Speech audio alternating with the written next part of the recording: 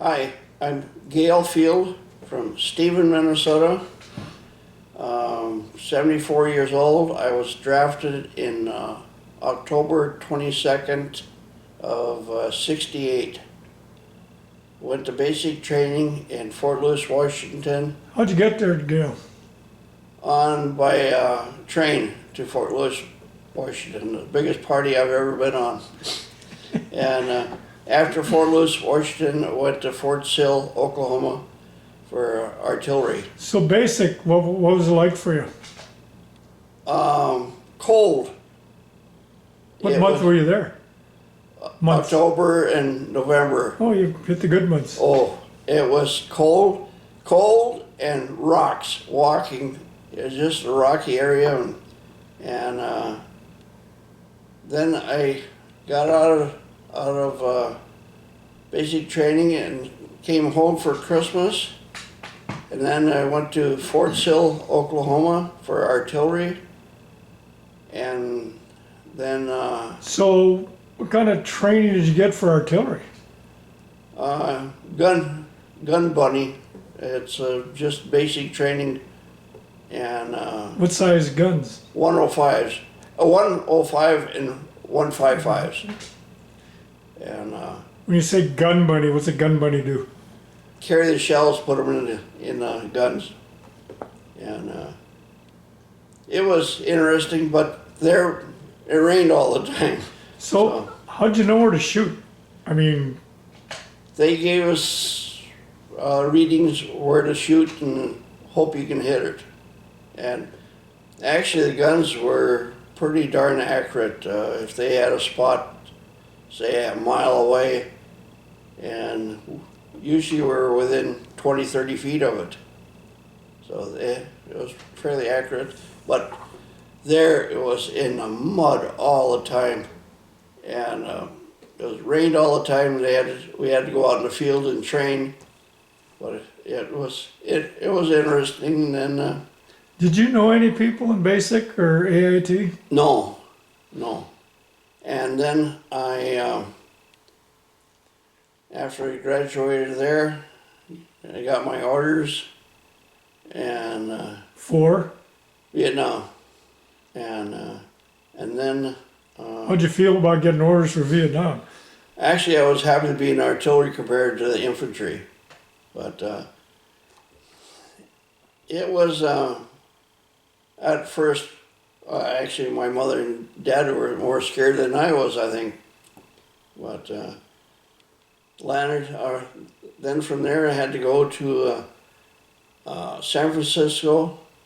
Then I got on a TWA airline and went to Hawaii, and then the Philippines, and then Cameron Bay in Vietnam. Landed there. You didn't land on Wake Island? No. And got to Cameron Bay, got off the plane, and I seen a friend of mine, Bill Steer from Angus. I went to high school with him in Crookston. He was sitting along the edge there. I walked by him. That was the first time I'd seen him over 2 years. I hollered at him, and we talked for about 20 minutes, and he got shipped out, and I from there I went to Chu Lai, and then from there to Duck Pho. How'd they get you there? Helicopter. It was all by helicopter then, Chinook. And then we got to Duck Pho. Then we got in I was in, I think, C Battery. And that was a battery of 105s, and we jumped from mountain to mountain. B-52s come and level the top of a mountain out, and the CBs level it out, and then they land us with helicopters with their guns, and lived like pigs there for a while because it was monsoon season. And we used to sit on top of the hill there and shoot snakes below us during the monsoon season because the snakes all wanted to come to the high ground. And every day we end up shooting snakes, and then I was there for about 5-6 months. And a guy, With Charlie Battery? yeah. And then about 6 months, a guy from Houston, Minnesota, he was a sergeant, he was in the S1 shop, and he came out to our base, and first thing he asked if there's anybody from Minnesota there. And I raised my hand, and he said, "Can you type?" "Yeah, I can do the basic typing." He said, "You want to go to the S1 shop?" "Yeah." What's S1? Personnel section in the headquarters battery. And to be R&R clerk and mail clerk. And he said about a month from now there'll be a helicopter come out and pick you up. And but he said, "I got to interview everybody else. Everybody, you got the job."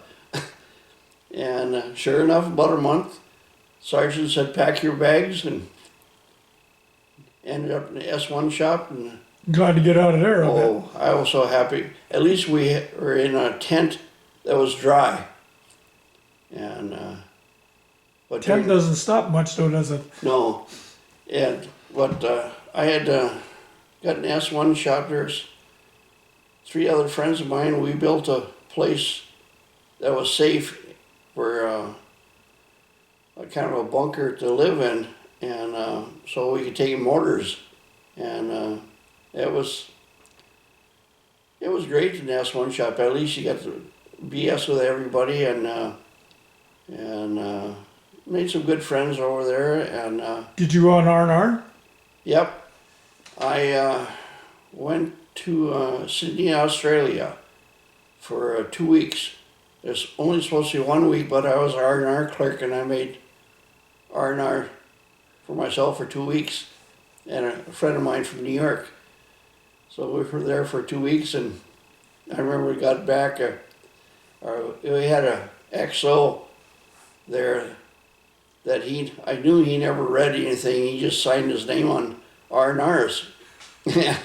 So I put my R&R on top there, and I knew he wouldn't read it, so I signed my name, or his name, or he signed his name on it, and got my 2 weeks R&R, and I came back and from R&R, and he's wondering why I was gone for so long.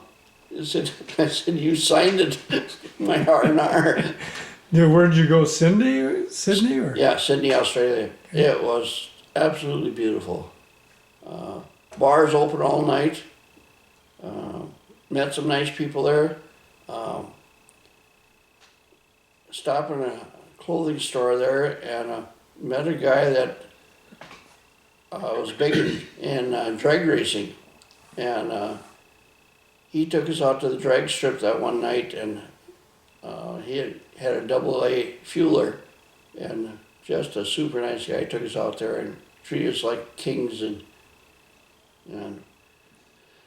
had some in-country R&Rs in Da Nang, and a couple of those, but that was the main thing. And headquarters battery was some very nice people. It was just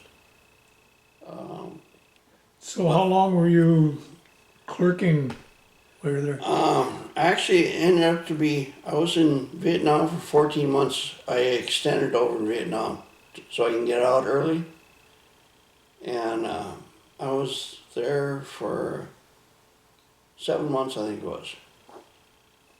And but it was great. I remember I extended on April Fool's Day. Of 60? It'd be 69. 69, okay. April, no, yeah, it was in 70. I was in Vietnam, yeah, all of 69, yeah. It was in 70, I extended April 1st, I had to spend 2 more months in Vietnam after my 12 months. And we got hit by mortars that night and sappers through the wire, and I could have been home, and I've never seen the sky so lit up and so much stuff being blown up, but we were in a nice safe, we were in a short timers building there, and everybody stayed inside, and we lost 2 or 3 guns, 105s, and 3 people got killed, and I don't know, 14 I think it's 14 wounded, but there was, the sappers are throwing grenades into tents where people were sleeping, and they're duds. Otherwise, we'd have lost lots of people. Sappers, what's a sapper?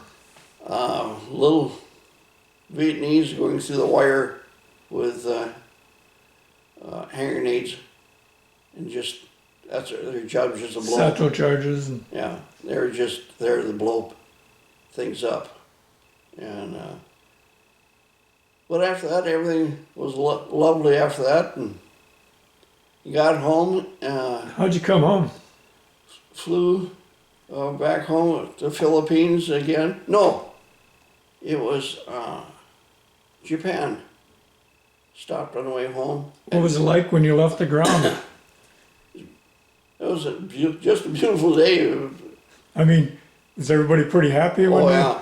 you got on that Freedom Bird? And Yeah, and it was Japan, and then Hawaii, and then Fort Lewis, Washington. We got off the plane, and first thing, some sergeant, and I don't know if it was a sergeant major or E7, I think it was, had us picking up cigarette butts after we got off the plane.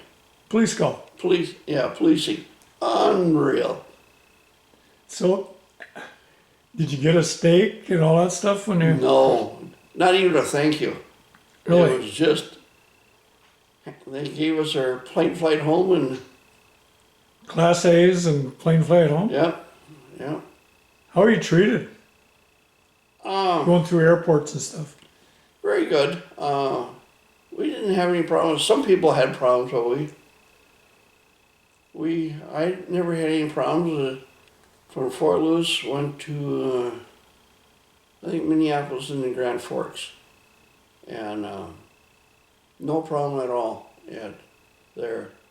But all I can remember in 1970, it was a wet spring, and the last time I talked to my dad, he was in the field early, but he didn't touch anything for almost a whole month. There was water.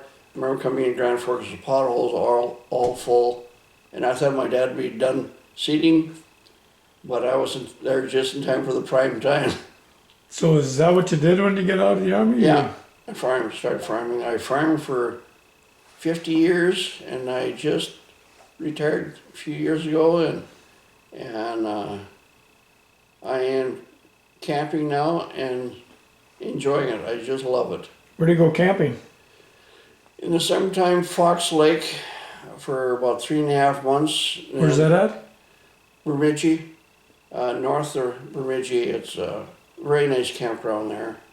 And then wintertime, we go to the Black Hills once or twice a year, and then Duluth, camp there. And then we're going to be in Florida 4 months this year. So In where? in Florida. Florida. We're about 6 miles south of Disney. Better watch what you say on here. You have a lot of people visiting you. Yeah, yeah. But I didn't know if I could quitting farming, but I am enjoying my life right now, and my wife enjoys same thing I do, and we're just having a great time. So when you were in the military, would you have done anything different, or do you wish you'd have done something different? No, not really. Biggest thing back then, we're only making $225 a month. You really couldn't do much, but it was tax-free money though. But no, I get to see pretty much what I wanted to see, and Sydney, Australia was just a beautiful city. It was unreal, but I remember one thing down in Sydney there. They drive 50 miles an hour down the streets right downtown. Is speed limit, and another thing, I was at King's Cross in Sydney, and I got to see Colonel Sanders. They were just opening up Kentucky Fried Chicken's places in Sydney, and he was there. The original King's Head? Yep. The guy himself? Yep, the guy himself. And he was just getting out of the elevator and I was just going in the elevator. Yeah. Did you say hi to him and Yeah. ask for a drumstick? Yeah, yeah.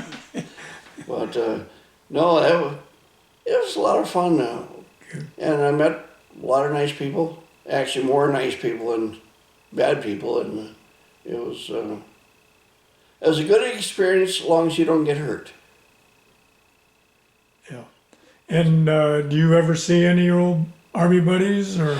Not much. I went down to Bloomington, Illinois, a couple times to visit a friend of mine, and he was in the same battery as I was. Really nice guy, and but no, I've never got together anymore. Is there anything else you want to? No, Yeah. I'm enjoying life and hope everything goes well in the future. That's the main thing. Well, thank you, Gayle, for doing this interview. Yeah, You're well known in the city of Stephen yeah. and our surrounding area, of course. And thanks for doing the interview and thanks for your service. Thank you.